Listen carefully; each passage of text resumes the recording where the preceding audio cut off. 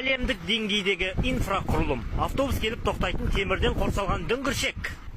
Қазақ еліне плюс бір батыр. Ол қазір Free Fire ойнап жатыр. Мына жерде бір керемет магазин бар екен. Магазиннің аты қалай аталады деп ойлайсыздар? Магазин. Қазақстандағы танымал банктердің бірі Налук Слуп. Әлемдегі ең танымал знак. Адам өтетін белгі. Машинасы жоқ адамдар өзін биік жерде сезінсін деп мынандай ковровый дорожка орнатып қойыпты көшенің бойына. Японияның Хатикосы вокзалда, ал біздікі ойбай құрсын. Сәулет өнерінің керемет туындысы қазақтың жылқыларына бір лайк басыңыздар. Нью-Йорк қаржы биржасының макеті Қазақстанда да орналасқан. Бара-бара қаламыз Венецияға айналып келе жатыр. Қазақстандағы танымал брендтердің бірі Белый ветер. Неге ақ жел деп қоймайды? Қызық. Мәссаған, один домадағы қатын отдыхает қой мына жерде.